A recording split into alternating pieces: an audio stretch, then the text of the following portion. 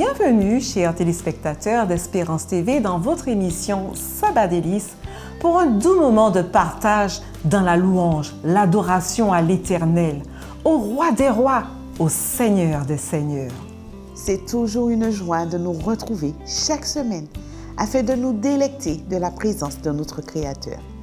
Chers amis, en ce jour sanctifié, de même cœur, exaltons notre divin Maître. Sans plus attendre, remettons-lui la direction de ce moment de partage. Prions ensemble. Notre Dieu, notre Père céleste, nous voulons te louer, nous voulons te glorifier. Nous voulons, Seigneur, te dire combien nous te sommes reconnaissants pour tout ce que tu nous permets d'accomplir, pour tout ce que tu fais dans nos vies, Seigneur. Merci pour ta grâce, ta paix et ta miséricorde. Merci pour tes bénédictions. Merci pour ce jour que tu as mis à part pour nous. Et nous te prions, Seigneur, de prendre la direction de ce moment afin que ton nom soit glorifié, que nos cœurs soient disposés à entendre ta parole, Seigneur. Merci encore pour tes bienfaits. Remplis-nous, Seigneur, de ton amour, de ta paix. Je t'ai prié, demandé ces grâces, dans le bon nom de ton Fils Jésus-Christ et par la puissance de ton Saint-Esprit. Amen.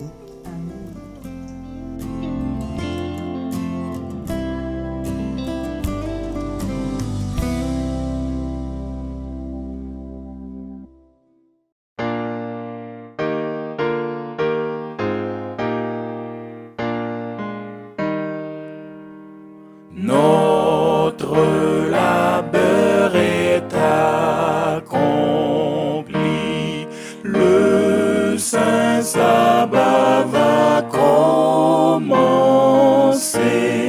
Profite de ce jour béni, mon âme, pour te reposer. Rends grâce à ton Dieu dont l'amour te procure un repos si doux. Ce jour plus que tout autre jour, bénis ton Sauveur à genoux. Que de mon cœur reconnaissant monte librement vers les cieux, ma prière comme mon chant en ce saint jour si précieux. Le sabbat est pour ton enfant, Seigneur, le gage du repos qui sera pour chaque croyant la fin des luttes et des maux.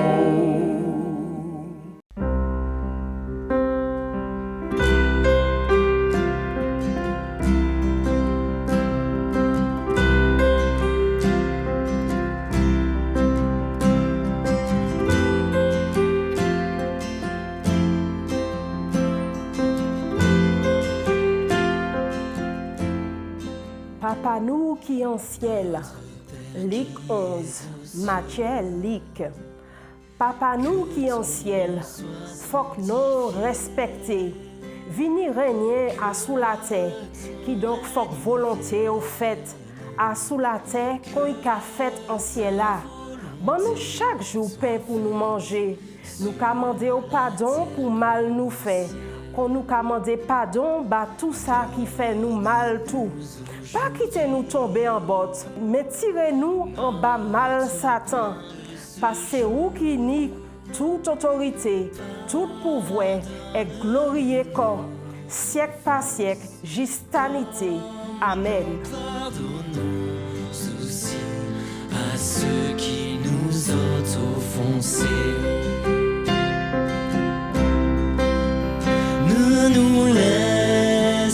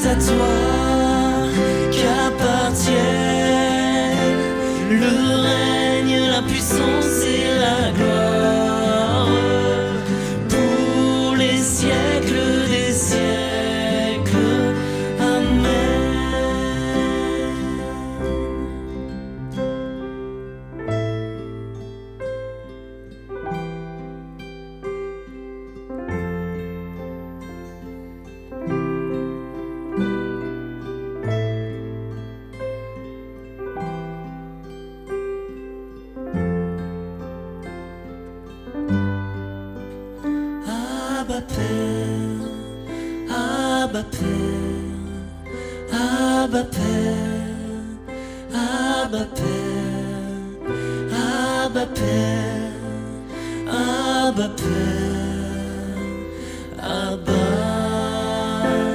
Abba, Abba Père, Abba Père, Abba Père, Abba Père, Abba Père, Abba Père, Abba, Abba, Abba Père, Abba Père, Abba Père, Abba Père, Abba Père, Abba Père, Abba, Abba, Abba Père. L'expérience de la vie permet de dire qu'échouer est rarement inéluctable. Mais la réussite peut prendre un peu plus de temps. Un acteur américain, John Wayne, dit dans un film « Vous allez passer le reste de votre vie à vous relever une fois de plus. Alors vous feriez mieux de vous y habituer. » Sylvie, si je te dis que se relever une fois de plus est la clé du succès. Eh bien, Dominique, je reconnais que nous ne connaissons pas la distance qui nous sépare de l'objectif. Mais si nous abandonnons, nous ne le saurons jamais et l'échec est garanti. Je poursuis avec une autre citation de Ben Stein qui dit « L'esprit humain n'est jamais battu lorsqu'il est vaincu. Il est battu lorsqu'il capitule. » Et je poursuis avec le magazine Time qui a mené une enquête auprès des personnes ayant perdu leur emploi. On s'attendait à ce qu'elles soient abattues et découragées, mais elles se sont révélées extrêmement tenaces. Pourquoi?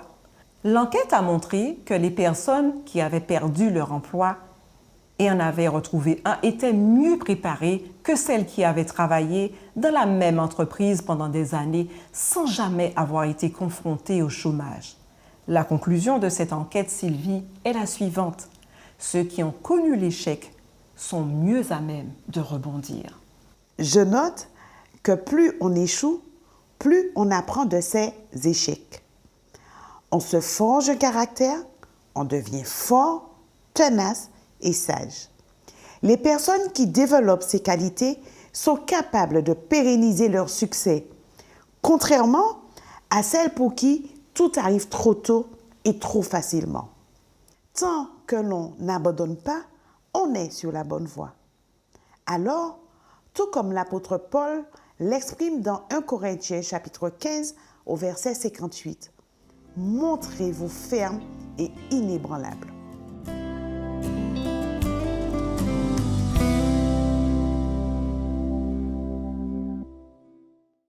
Bienvenue, chers auditeurs, dans notre émission Sabbat délices.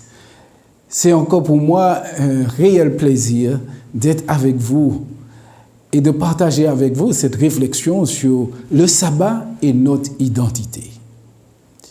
Le sabbat joue un rôle central dans la définition de l'identité spirituelle et collective du croyant, notamment dans la tradition biblique. En tant qu'institution divine, le sabbat va au-delà d'une simple obligation religieuse. Il est intimement lié à l'identité de ceux qui l'observent, à la relation entre l'homme et Dieu et à la mission du croyant dans le monde. Voici comment le sabbat façonne notre identité. Premièrement, le sabbat en tant que signe de l'alliance avec Dieu. Le sabbat est un signe d'alliance entre Dieu et son peuple. Dans l'Ancien Testament, il est présenté comme une marque distinctive qui définit ceux qui appartiennent à Dieu. Dans le livre d'Exode, chapitre 31, verset 13, il nous est dit, Dieu dit à Moïse, « Parle aux enfants d'Israël et dis-leur, vous ne manquerez pas d'observer mes sabbats, car ce sera entre moi et vous et parmi vos descendants un signe auquel on connaîtra que je suis l'Éternel qui vous sanctifie. Ce verset montre que l'observation du sabbat est une marque de sanctification. En gardant le sabbat, le peuple de Dieu se souvient de son appartenance à Dieu et de son appel à vivre une vie sainte. Le sabbat devient ainsi une partie intégrante de l'identité spirituelle du croyant. Deuxièmement, le sabbat est l'identité en tant que créature de Dieu. Le sabbat rappelle que l'homme est une créature faite à l'image de Dieu. Le fait que Dieu se soit reposé après avoir achevé la création donne un modèle à l'homme. Dans le livre de Genèse, chapitre 2, versets 2 et 3, nous pouvons lire « Dieu acheva au 7e jour son œuvre qu'il avait faite, et il se reposa au 7e jour de toute son œuvre qu'il avait faite. Dieu bénit le 7e jour et il le sanctifia. » En observant le sabbat, les croyants se rappellent qu'ils sont des êtres créés et qu'ils ne sont pas définis uniquement par leur travail ou leur accomplissement, mais par leur relation avec Dieu, le Créateur.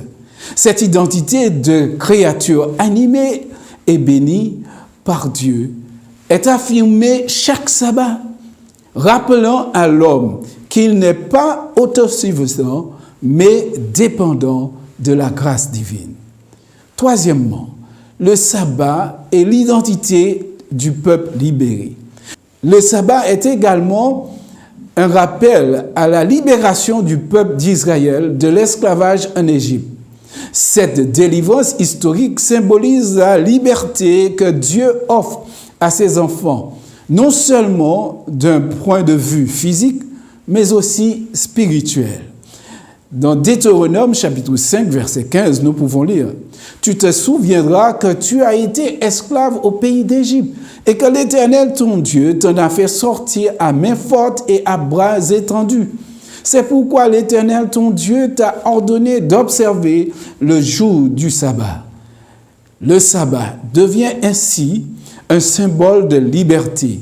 Pour les croyants, le sabbat rappelle que leur véritable identité est celle d'un peuple libéré par la main de Dieu.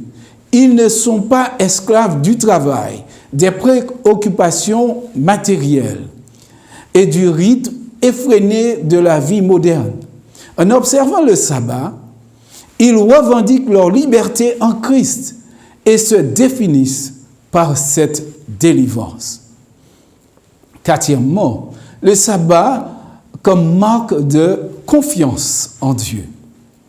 En se reposant le 7e jour, le croyant exprime sa confiance en Dieu, reconnaissant que c'est lui qui pourvoit à ses besoins. Dans le psaume 23, verset 1, nous pouvons lire « L'Éternel est mon berger, je ne manquerai de rien. » Cette confiance dans la provision divine fait partie intégrante de l'identité du croyant. Le sabbat permet de se souvenir que l'homme ne vit pas uniquement par son travail, mais par la grâce et la bénédiction de Dieu. Cinquièmement, le sabbat est l'identité de communauté. Le sabbat est un jour communautaire. Le sabbat rappelle que l'identité du croyant ne se construit pas de manière isolée, mais au sein d'une communauté de foi. Dans Lévitique 23, verset 3, il est dit « Pendant 6 jours, on travaillera, mais le 7e jour est le jour du sabbat, le jour du repos. Il y aura une sainte convocation. » En se réunissant pour observer le sabbat, la communauté exprime son unité en Dieu.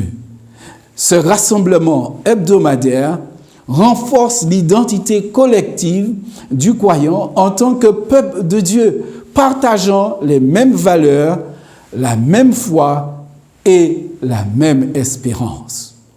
Sixièmement, nous voyons le sabbat et la préparation pour le repos éternel. Dans la théologie chrétienne, le sabbat est aussi vu comme une préfiguration du repos éternel que Dieu promet à son peuple. Dans Hébreux chapitre 4, verset 9, nous pouvons lire « Il y a donc un repos de sabbat réservé au peuple de Dieu. » Cette espérance dans le repos éternel fait partie intégrante de l'identité du croyant. En observant le sabbat, le croyant se rappelle qu'il n'est pas seulement un être physique, mais aussi spirituel, destiné à une vie éternelle avec Dieu. La véritable identité est ancrée dans cette promesse de repos éternel. Septièmement, le sabbat comme un témoignage au monde. En gardant le sabbat, les croyants offrent un témoignage au monde. Ils montrent qu'il est possible de vivre selon les commandements de Dieu dans un rythme qui inclut le repos, la contemplation et la dépendance vis-à-vis de Dieu. Cette pratique contraste avec une société souvent marquée par le matérialisme et le consumérisme.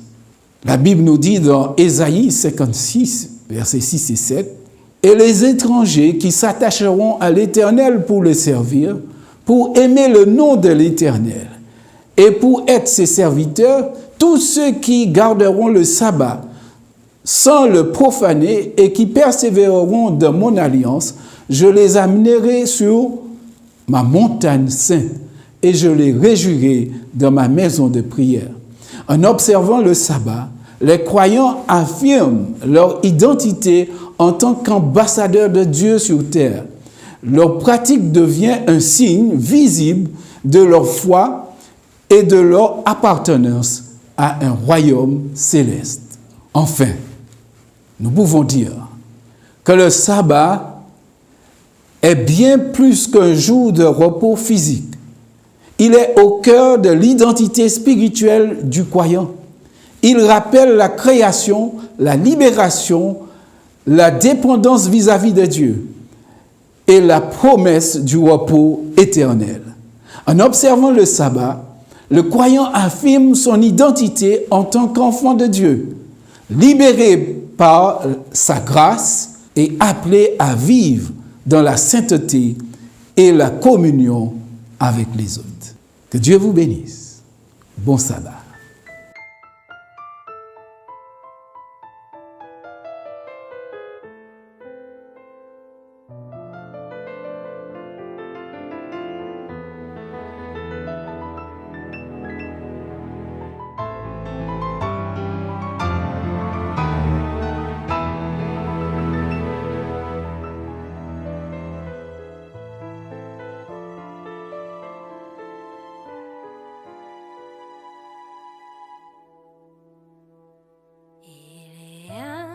Jour parmi tous les jours,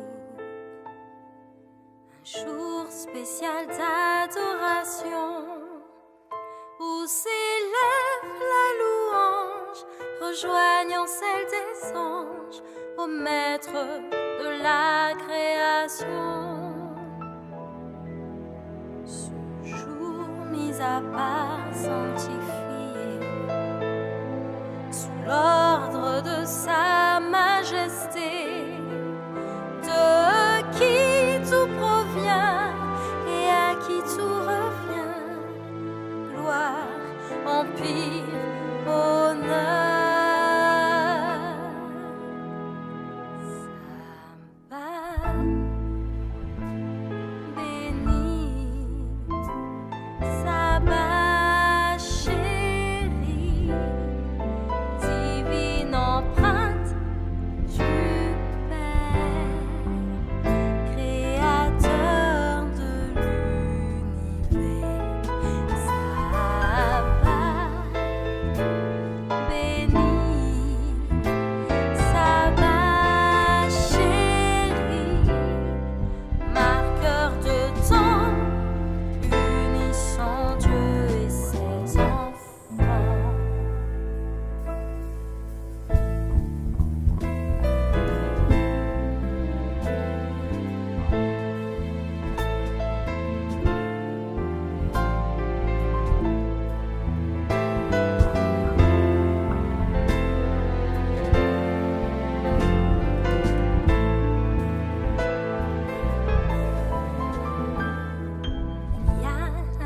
parmi tous les jours. Le 7e jour de la semaine qui attire les cœurs, les actes et les pensées vers la sainteté. Invitons à la communion, sans célébrer les bontés du Dieu tendre et aimant qui pour ses enfants s'est sacrifié.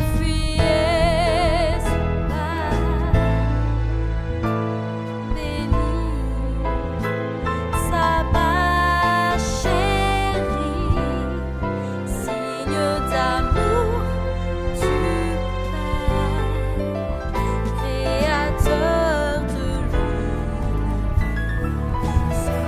Sabbat béni, sabbat chéri, agrafe d'or, unissant Dieu et ses enfants.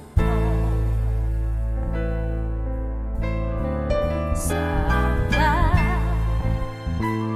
béni, sabbat chéri, divine empreinte du Père, créateur de l'univers. Sabbat béni, sabbat chéri, marqueur de temps, unissant Dieu et ses enfants.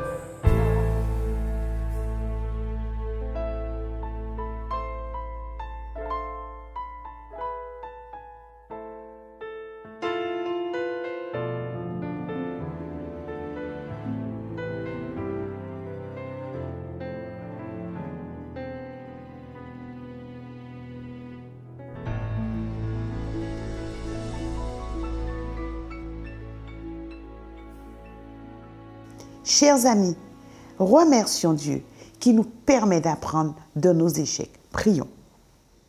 Mon Père, mon Dieu, merci de cette force que tu nous donnes chaque jour. Merci de nous apprendre à tenir bon dans les moments où nous sommes confrontés à l'échec. Merci de nous montrer comment nous relever chaque jour. Merci Seigneur pour ta grâce, ta paix, ta miséricorde. Merci de nous soutenir. Merci d'être ce Père miséricordieux, celui qui nous garde, qui nous protège et qui nous soutient chaque jour. Je t'ai prié, mon Père, dans le beau nom de ton Fils Jésus-Christ et par la puissance de ton Saint-Esprit. Amen. Amen.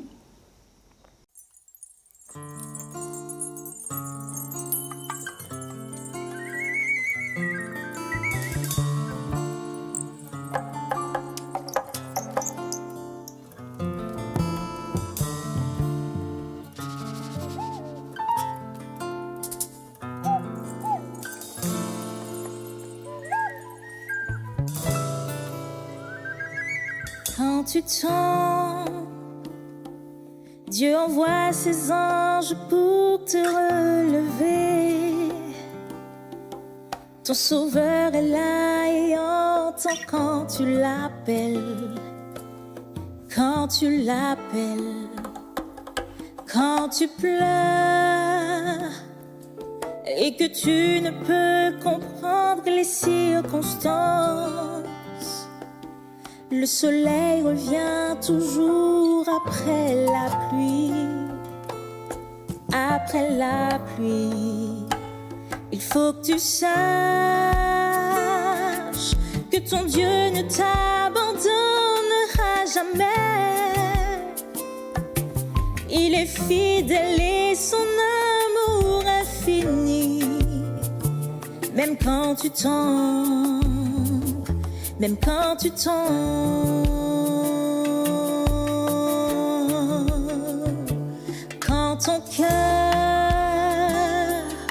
est brisé et déchiré par la tempête, tu te demandes quand viendra la guérison. La guérison, Il faut que tu saches que ton Dieu ne t'abandonnera jamais. Il est fidèle et son amour infini, même quand tu tombes, car Dieu nous aime.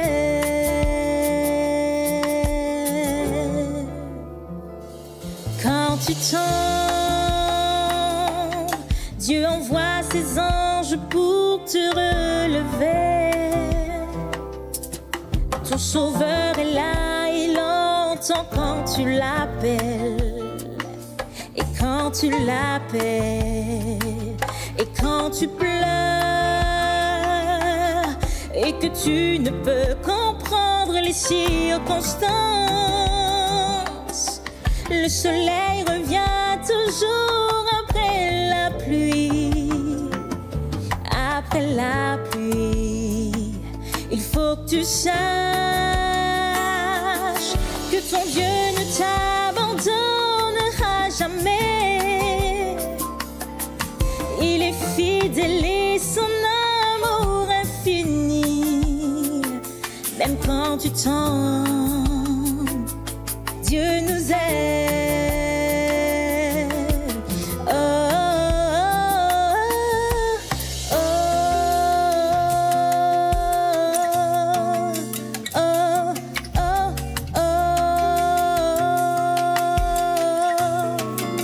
oh,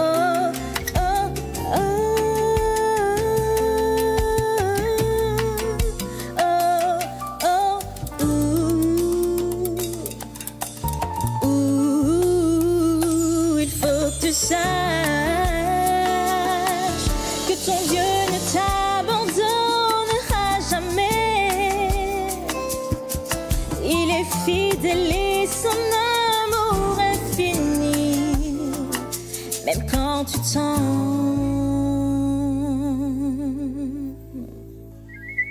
car Dieu nous aime.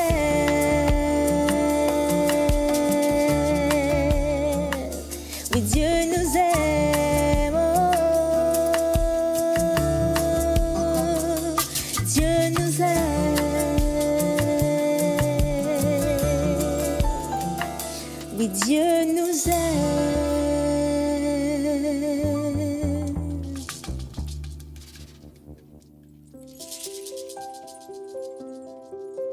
Toutes les bonnes choses ont une fin, mais nous restons encore dans l'adoration. Notre prochain rendez-vous étant déjà fixé, nous vous invitons à liker et partager cette émission auprès de vos contacts. D'ici là, nous vous souhaitons un excellent sabbat délice. Bon sabbat délice.